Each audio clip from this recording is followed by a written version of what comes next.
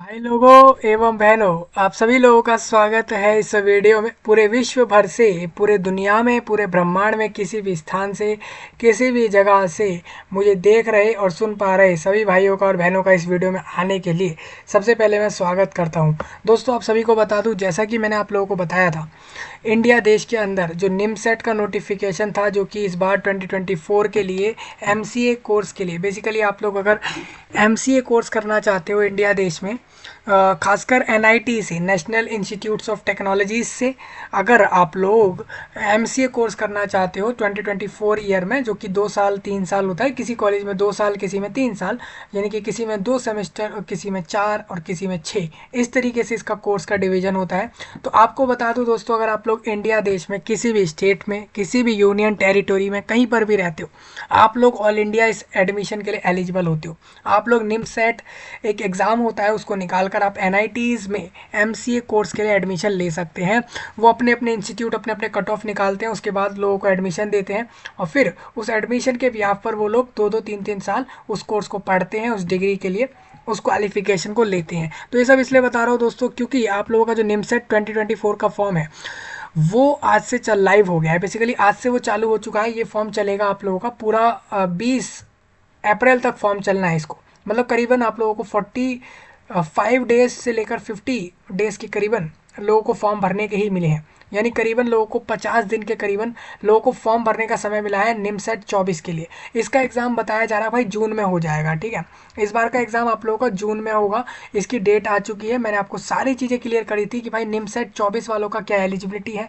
Qualification simple होती है, candidate के पास बैचलर डिग्री हो, भले ही वो किसी भी फील्ड की बैचलर डिग्री उसके पास हो, वो बैचलर पास आउट होगा तो वो फॉर्म भर सकता है। बैचलर लास्ट ईयर अपीयर्ड होगा तो भी वो फॉर्म भर सकता है। बेसिकली आप लोग अगर मान के चलते हैं, आप लोग इंडिया देश में किसी भी स्टेट, किसी भी जगह पर जाकर, किसी भी कॉलेज में आप लोग अभी बैचलर डिग्री के आखिरी साल में हो और लास्ट सेमेस्टर में हो, तो आप लोग इस कोर्स के लिए एलिजिबल होते हो एमसीए के लिए। बेसिकली ये कोर्स आपको दिलाता है एनआईटीज़ के अंदर एडमिशन इंडिया देश में।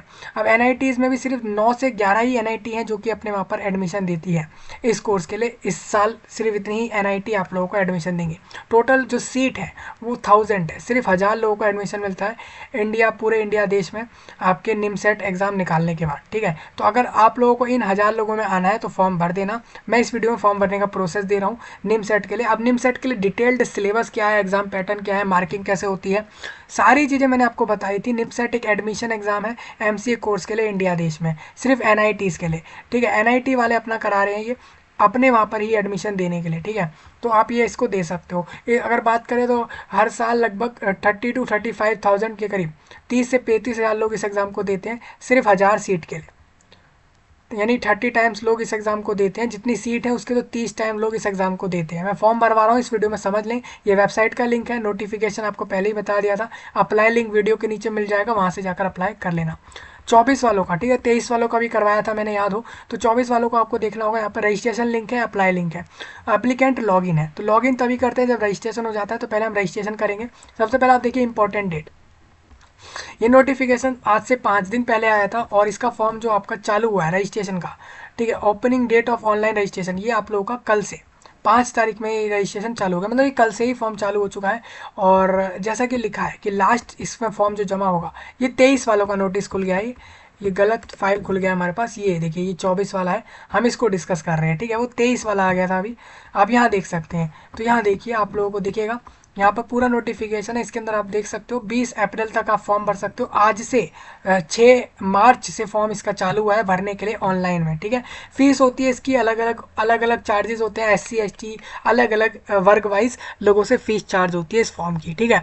फीस अगर आपको बता दूँ 2500 रुपये देने होते हैं। अगर आप रिजर्वेशन में हो तो 1250 से भी आप फॉर्म भर सकते हो। एससी एसटी डिसेबल्ड लोग इतने से भी फॉर्म भर सकते हैं इस एडमिशन एग्जाम के लिए, इस एंट्रेंस एग्जाम के लिए आप भर सकते हो इसको फॉर्म। तो इस वीडियो में पूरा फॉर्म भरने का प्रोसेस मिलेगा आप लोगों को, तो आप ध्यान से देख लें। फॉर्म कब तक जमा होगा लास्ट, तो आप यहाँ से देखोगे। तो आप थोड़ा सा नीचे आएंगे तो यहाँ पर इन्होंने लिख रखा है साफ साफ कब से कब तक फॉर्म लोगों को डालना होगा। तो देखिए 6 मार्च से लेके 20 अप्रैल तक आप लोग जो है फॉर्म भर सकते हैं ऑनलाइन में निमसेट 24 के लिए। ठीक है, फोटो चाहिए, सिग्नेचर चाहिए, 10th-12th मार्कशीट चाहिए, ये सब चाहिए होंगी आपको फॉर्म अप्लाई करते समय, ये सब डिटेल्स डालनी होंगी। तो मैं आपको दिखाऊंगा 1 बाय 1 कैसे प्रोसेस होगा।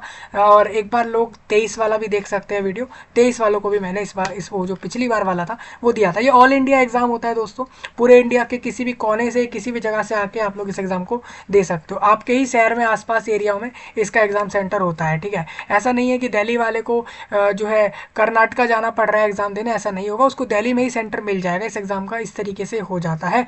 लगभग 20-30 से 40 हज़ार के करीब लोग हर साल इस एग्जाम को देते हैं। इसके कट ऑफ के बिहाफ पर सिलेक्शन होता है। बाद में क्या है, इसका मार्क्स जो लोग पास करते हैं उसके बाद बेसिकली आपने एग्जाम दे दिया, उसके बाद एक काउंसलिंग होती है। काउंसलिंग में आप लोगों का हर एनआईटी अपनी अपनी कट ऑफ देते हैं, उसके हिसाब से एडमिशन होता है। ठीक है, आपने अच्छी कट ऑफ लाए, अच्छे मार्क्स लाए तो आपका सिलेक्शन हो जाता है उस कॉलेज में, उस इंस्टीट्यूट में।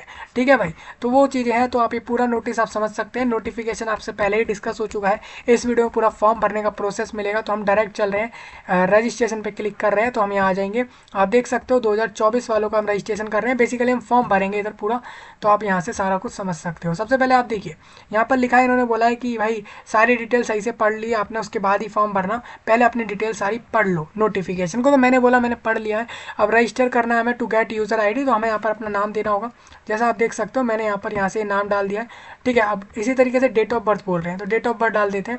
जैसे मैंने यहाँ पर आप देख सकते हो मैंने इसको ऐसे करा है, और यहाँ पर आप देखोगे तो मैंने यहाँ पर ईयर डाल दिया है, फिर यहाँ पर मैंने डाल दिया मंथ, और उसके बाद मैंने डाल दिया डेट। तो मैंने डाल दिया 28/10/1, तो मैंने डेट ऑफ बर्थ डाल दिया। अब जेंडर मेल फीमेल ट्रांसजेंडर तीनों ही फॉर्म भर सकते हैं। ठीक है जी, मोबाइल नंबर यहाँ देना है, मोबाइल नंबर फिर कंफर्म करना है। मेल आईडी आप यहाँ दोगे, उसको भी कंफर्म करोगे। दोनों ही चीज़ें सही दें, गलत कुछ भी ना दें, क्योंकि आपको ये सब चीज़ें ज़रूरत लगेंगी, क्योंकि आपके मेल पर ही आपका जो है लॉगिन आईडी के लिए ओटीपी और ये सारी चीज़ें आती हैं वेरिफिकेशन के लिए। और आगे चल के जब एडमिट कार्ड आ रहा होगा इस एग्ज़ाम का, तब वो लोग मेल कर देंगे भाई डायरेक्ट क्यों अपना एडमिट कार्ड डाउनलोड जाकर कर लो। तो उसी लिए आप सही से जानकारी दें, मेल आईडी को भी नंबर को भी। मैंने एग्री कर दिया भाई कि मैंने नाम और अपना डेट ऑफ बर्थ जेंडर सब सही दिया है।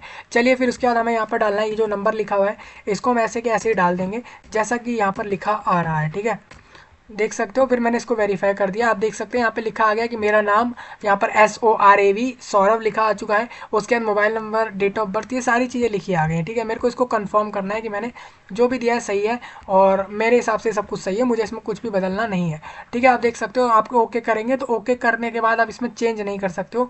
जैसे मैंने ओके करा तो कह रहे हैं एप्लीकेशन स्टेटस रजिस्ट्रेशन, आपको एक एप्लीकेशन नंबर मिलेगा और आपको यहाँ पर ये सब चीज़ें मिल जाएंगी। तो आपको अब करना है क्या है, गो टू एप्लीकेशन पर जाना है। एक चीज़ और कहूँगा दोस्तों, वैसे तो ये लोग एप्लीकेशन नंबर जो निमसेट वाले हैं, जो निमसेट एग्जाम करा रहे हैं एनआईटी वाले, जमशेदपुर वाले, वो अपनी वेबसाइट पे जब फॉर्म भरवा रहे होते हैं तो आप लोगों को क्या करते हैं ना कि वो लोग आप लोगों को ये जो एप्लीकेशन नंबर है ये आपको डायरेक्ट जो भी आप आईडी देते हो मेल आईडी, उस पर ये लोग भेज देते हैं।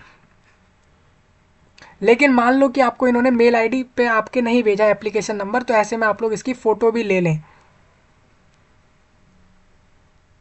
जैसे कि मैंने फ़ोटो ले ली है, क्योंकि मुझे पता है कि भाई फ़ोटो लेना ही सही रहेगा यहाँ पर, क्योंकि आपको भी पता है कि भाई आप जो यहाँ पर जानकारी दे रहे हो वो तो ठीक है आपने दे दी, लेकिन आप मान के चलो बाद में जब आप लॉगिन करोगे तो आपसे एप्लीकेशन नंबर और ये सब चीज़ें मांगेंगे, जिसकी मदद से आप फॉर्म पर लॉगिन करोगे, और आपके पास वो नहीं होगी तो आपको फिर दोबारा से फिर फॉरगॉट लॉगिन डिटेल्स आईडी पर क्लिक करके फिर दोबारा फिर वहाँ पर जो है फिर इस तरीके से आप लॉगिन करोगे तो लंबा प्रोसेस हो जाएगा। इसलिए साफ कहूँगा कि पहले ही इसकी फ़ोटो ले लें जब रजिस्ट्रेशन कर रहे हो। ठीक है, ये डिटेल डाल दी है मैंने। अब हमें जाना है गो टू एप्लीकेशन। अब हम फॉर्म की तरफ आगे बढ़ रहे हैं। आप देख सकते हो जैसे हमने देखा तो हमने इन्होंने बोला है कि आप फॉर्म भरने से पहले जान लो कि आपको क्या क्या चीज़ें जरूर फॉर्म में देनी है।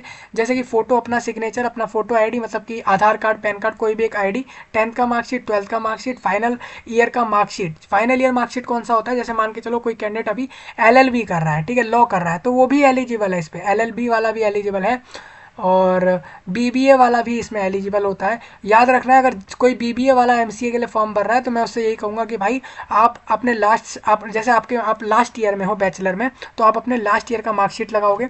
ठीक है, कैटेगरी सर्टिफिकेट, आप अगर SC हो ST हो जो भी आपकी कैटेगरी है उसका सर्टिफिकेट, और डिसेबिलिटी का सर्टिफिकेट अपलोड करना होता है। ठीक है जी, तो मैंने इसको क्लोज कर दिया यहाँ से। मैंने कहा ठीक है भाई सब समझ आ गया। यहाँ एप्लीकेशन नंबर मेरे को मिला था वो यहाँ पर आ चुका है, सब चीज़ें आ गई। मेरे को अब यहाँ पर देना है फादर नेम। ठीक है जी, तो मैं यहाँ पर फादर नेम दे देता हूँ।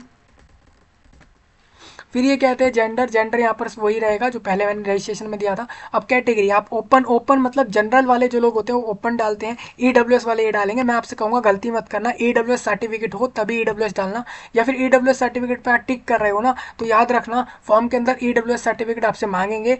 और अगर नहीं है तो आप लोग पुराना भी अपलोड कर सकते हैं, अभी के लिए ईडब्ल्यूएस सर्टिफिकेट पुराना अपलोड कर सकते हैं। लेकिन जब ये लोग डॉक्यूमेंट वेरिफिकेशन करेंगे एडमिशन के समय तो वहाँ पर नया ईडब्ल्यूएस आपके पास होना चाहिए, ठीक है। अभी ऐसा है आपके पास ईडब्ल्यूएस है या कोई भी कास्ट सर्टिफिकेट है जिसकी डेट वैलिडिटी खत्म हो गई है, तो आपको साफ कहूँगा कि आप अगर पुराना भी अपलोड कर रहे हो तो इतना याद रखें, जब आपका काउंसलिंग हो जाएगा, जब डॉक्यूमेंट वेरीफाई कराओगे तब आपके पास उस दिन उस समय वाले समय का जो है आपके पास सर्टिफिकेट होना चाहिए, जो समय उस समय पर चल रहा होगा जब आप डॉक्यूमेंट वेरिफिकेशन कराओगे, मतलब रीन्यू हो जाना चाहिए आपका कास्ट सर्टिफिकेट, ठीक है जी। इस तरीके से करना है। ये इसलिए बोल रहा हूँ क्योंकि काफ़ी लोग क्या करते हैं, सोचते हैं कि हमारे पास कास्ट सर्टिफिकेट है लेकिन उसकी वैलिडिटी नहीं है तो हम तो फिर जनरल से ही फॉर्म भरेंगे। ऐसा नहीं है, आप लोग अपने कास्ट सर्टिफिकेट को फॉर्म दे सकते हो यहाँ पर, लेकिन वो कास्ट सर्टिफिकेट तब जिस समय डॉक्यूमेंट वेरीफाई होगा तब वो नया कास्ट सर्टिफिकेट होना चाहिए, ठीक है जी। कास्ट सर्टिफिकेट हो गया, कम्युनिटी सर्टिफिकेट हो गया, जो भी इनमें से आता है, ठीक है। तो मैंने यहाँ ओपन कर दिया, तो कैटेगरी सोच समझ के भरना।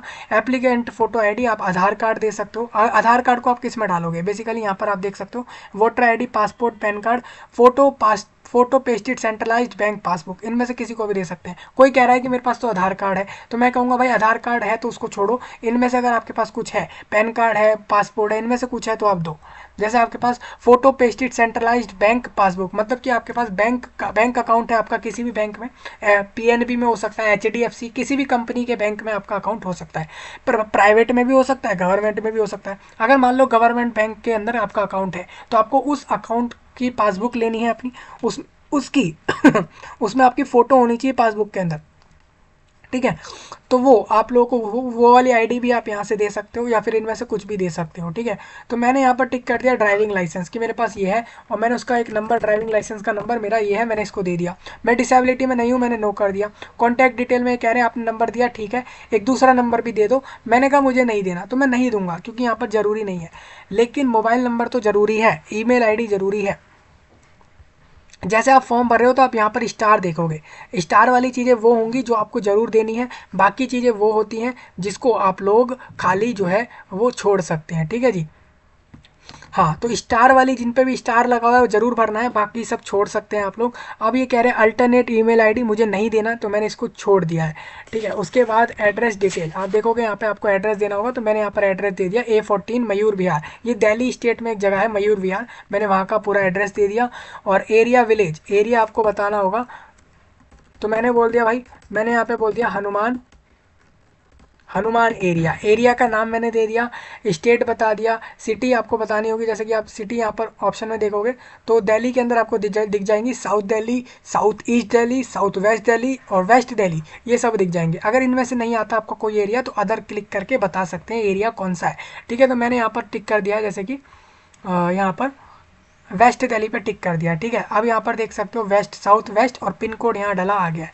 तो पिन कोड को हम यहाँ पर इस तरीके से कर लेंगे। तो पिन कोड आप देख सकते हैं मैंने पिन कोड डाल दिया, मतलब एड्रेस डाल दिया, मोबाइल नंबर डाल दिया। ये हम पर्सनल डिटेल डाल रहे हैं अभी फॉर्म के अंदर, ठीक है। ये हम निमसेट 24 का फॉर्म भर रहे हैं, तो ध्यान से देख लेना। सेव एंड प्रोसीड पर क्लिक करेंगे तो please enter different alternate mobile email ID, ठीक है।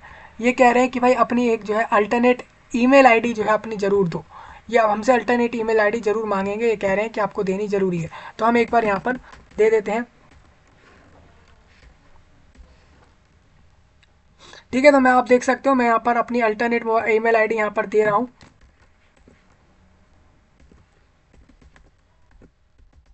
तो देख सकते हैं आप लोग, मैंने यहाँ पर एक अल्टरनेट ईमेल आईडी भी यहाँ पर अपनी दे डाली है। उसके बाद मैं सेव एंड प्रोसीड करूँगा तो आप कहेंगे डेटा सेव सक्सेसफुली। अब हमारा डेटा सक्सेसफुली सेव हुआ है, पर्सनल डिटेल वाला। अब ये कहते हैं कि 10th आपने कौन से स्कूल से करी, name of the school, name of the board. तो स्कूल का नाम जैसे कि यहाँ पर मुझे देना हुआ तो मैंने बोल दिया दिल्ली पब्लिक स्कूल, DPS बता दिया।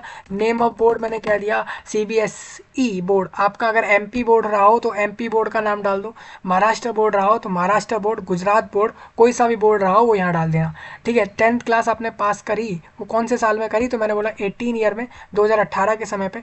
परसेंटेज में रिजल्ट आया, CGPA में आया, तो मैंने बोला भाई परसेंटेज में आया, कितनी परसेंट आई, तो मैंने बोला 87 आ गई। 12th में आपने बताना है कि कौन से कॉलेज, 12th आपने किस इंस्टीट्यूट, कॉलेज या स्कूल से करी, तो मैंने बोल दिया दिल्ली पब्लिक स्कूल से करी, बोर्ड का नाम वही CBSE है।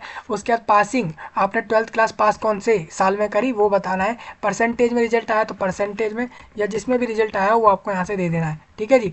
10th-12th की डिटेल हमने दे दी है। अब ये कह रहे हैं बैचलर डिग्री आपको बताना है कि फाइनल एग्जाम डिटेल आपको बताना है कि यूजी प्रोग्राम ऑफ 3 साल का आपने जो है करा हुआ होना चाहिए। जैसे मैंने बोला नो, ठीक है, कि मैंने मान के चलो कि अंडर ग्रेजुएट कोर्स जो है वो अपना 3 साल का नहीं किया है, तो उसके अलावा मेरे को बताना पड़ेगा फिर कौन सी डिग्री करी, क्योंकि आपको पता होना चाहिए कि भाई जो MCA के लिए फॉर्म भर रहे होते हैं लोग, उनकी डिग्री जरूरी नहीं है कि 3 साल वाली ही हो, 3 साल मिनिमम चाहिए होती है, 3 साल वाली डिग्री चाहिए होती है। जैसे LLB वाला कैंडिडेट है, BSc वाला है, या फिर मान के चलो कोई कैंडिडेट ऐसा है जो कि अभी करेंटली कर रहा है, BBA कर रहा है, ठीक है, या BA कर रहा है, तो जो 3 साल वाली हैं वो उससे चाहिए ही चाहिए। अगर उसने BTech करा है, इंजीनियरिंग करी है, तो वो 4 साल की डिग्रियां होती हैं। अगर किसी ने वो करी हो तो उसको यहाँ पर नो करके यहाँ पर इंजीनियरिंग वाली डिग्रियों को या टेक्नोलॉजी वाली को लेना होगा, ठीक है। 3 साल की डिग्री अगर करी है तो आप यस करोगे। फिर आपको बताना है कि आप 3 साल की डिग्री करे हुए लोगों को इतना पता होना चाहिए कि उन्होंने मैथ्स या फिर स्टैटिस्टिक्स नाम का एक सब्जेक्ट होता है, मैथमेटिक्स,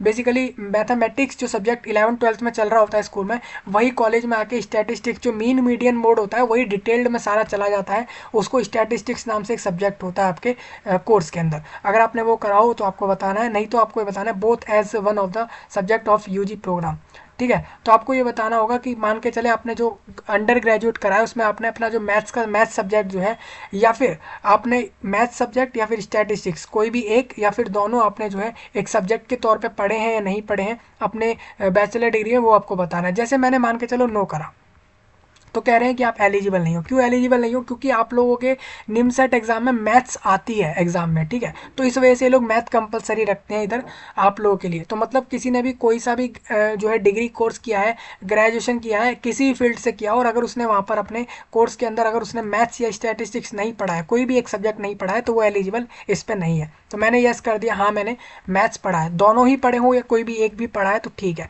डिग्री आपको बतानी है कि भाई BCA, BIT, BCom, B stats और BSc ऑनर्स, BSc इनमें से क्या करा है आपने, वो आपको बताना है, ठीक है। इस तरीके से आप लोग बताओगे, जैसे कि मैं आपके सामने लिख रहा हूँ। देखिए मैंने कहा कि मैंने BA करा है, आपको बताना है फाइनल एग्जाम स्टेटस बताना है कि आप अभी लास्ट साल में हो अपने या पास आउट हो। मैंने बोला कि MCA के लिए, निमसेट के लिए आप लोग लास्ट ईयर वाले लोग भी फॉर्म भर सकते हैं, ठीक है। तो मैंने लेकिन हालांकि यहाँ पर पास आउट कर दिया। ईयर ऑफ पासिंग पूछ रहे हैं तो मैंने बोल दिया भाई 2023, मैंने पासिंग ईयर रख दी। नेम ऑफ यूनिवर्सिटी मैंने बोल दिया, यहाँ पर मैंने BA करा DU से, DU means university of Delhi है ये, 90+ कॉलेजेस हैं इनके। इंस्टीट्यूट नेम मेरे को यहाँ पर बताना होगा। जैसे आपको पता है यूनिवर्सिटी के काफ़ी कॉलेजेस होते हैं, जैसे मैंने बोल दिया हिंदू कॉलेज DU के अंदर आता है, तो मैंने उसका नाम रख दिया, नाम बता दिया। रिजल्ट टाइप आप परसेंटेज में लाए या CGPA में लाए, तो मैंने बोल दिया भाई मेरा परसेंटेज में आया, 85 परसेंटेज आई, चलिए ठीक है, सेव एंड प्रोसीड कर दिया। क्वालिफिकेशन डिटेल आपकी डल गई 10th 12th और ग्रेजुएशन की, डेटा सेव हो गया, ठीक है भाई। अब ये कह रहे हैं कि अपना फोटो सिग्नेचर और एक फोटो अपना जो है फोटो ID जो आपने ड्राइविंग लाइसेंस कहा था पहले, उसको अपलोड करो। 10-12 और का मार्कशीट, इसके अलावा आपका फाइनल ईयर का मार्कशीट अपलोड करो, ठीक है। पेमेंट स्टेटस आप देख सकते हो, 2500 रुपये मेरे से लिए जाएंगे क्योंकि मैं यहाँ पर जनरल से फॉर्म भर रहा हूँ, ठीक है। तो आप यहाँ से समझ सकते हैं सारी चीज़ें। अब मेरे को टेस्ट सेंटर बताने हैं कि कहाँ कहाँ मेरे को निमसेट एग्जाम देना है। तो मैंने बोला भाई मैं दिल्ली से फॉर्म भर रहा हूँ तो मुझे दिल्ली में ही सेंटर चाहिए, तो पहला सेंटर दिल्ली हो गया। दूसरा मैंने दिल्ली के ही पास का एरिया ले लिया, जैसे कि यहाँ पर UP मिल जाए, जैसे UP मिल गया तो UP में मैंने बोल दिया भाई UP में मुझे कानपुर में एग्ज़ाम देना है। दूसरा हरियाणा में जाना है मुझे एग्ज़ाम देने, और हरियाणा में मुझे कुरुक्षेत्र में एग्ज़ाम देना है। तो मैंने 3 जगह ले ली। हरियाणा के पूरे स्टेट, हरियाणा से जो भी लोग फॉर्म डाल रहे हैं कुरुक्षेत्र में पहुंच जाना, वहीं आपका एग्ज़ाम होगा, ठीक है। ये सेंटर में सिर्फ हरियाणा में कुरुक्षेत्र में ही एग्ज़ाम है। हालांकि UP में तो आप देख सकते हो, UP में काफ़ी जगह, UP में तो 4 जगह 4 बड़े बड़े एरियाओं में एग्ज़ाम होंगे, ठीक है, निमसेट के। अब इसमें बोल रहे हैं डॉक्यूमेंट अपलोड करो, फोटो, तो मैंने यहाँ पर करना क्या है, ड्रॉप फाइल हेयर। आप देख सकते हैं इनको साइज़ कितना रखना है, 50 to 80 KB के बीच में साइज़ रखना है। JPG या JPG फॉर्मेट में आप लोग रख सकते हो। तो मैंने इसको फोटो पे क्लिक किया, डाउनलोड सेक्शन में आ गया। अब मैं यहाँ पे गया, मैंने यहाँ पे ढूंढा फाइल, ठीक है। तो फाइल हमारे को क्या कह रहा है, फाइल साइज जो है एक्सीडेड ठीक है, फाइल साइज जो है बड़ा बता दिया इन्होंने, तो हम फिर दोबारा ढूंढ लेंगे। तो हमें करना क्या है, यहाँ पर हमें आना होगा, यहाँ पर हमें फाइल ढूंढना होगा। तो हम यहाँ पर आ जाते हैं सबसे पहले।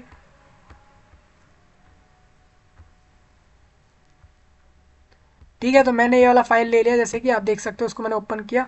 यहाँ पर ये कह रहे हैं कि फेस तो आ ही नहीं रहा इसमें। चलिए ठीक है, हम दोबारा जाते हैं फिर दूसरी चीज़ में। देखिए मैंने यहाँ पर एक स्टूडेंट की फ़ोटो अपलोड कर दी है, ये देख सकते हैं।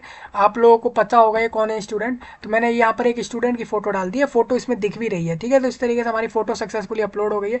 हमें इसको कैंसिल करना है, तो आप देख सकते हो फ़ोटो हमारी अपलोड हो गई। सेम इस तरीके से हम सिग्नेचर अपलोड करेंगे। सिग्नेचर में भी हमें सेम साइज़ रखना है, लेकिन जेपीजी और जेपीईजी फॉर्मेट हमें रखना है। इस बात का थोड़ा सा आप लोगों को ध्यान रखना होगा। ठीक है, फाइल का साइज़ कह रहे हैं कम है, जितना हमें चाहिए उतना साइज़ आपके फाइल का नहीं है इस जो आप अपलोड कर रहे हो। चलिए ठीक है, ये भी समझ आ गया हमारे।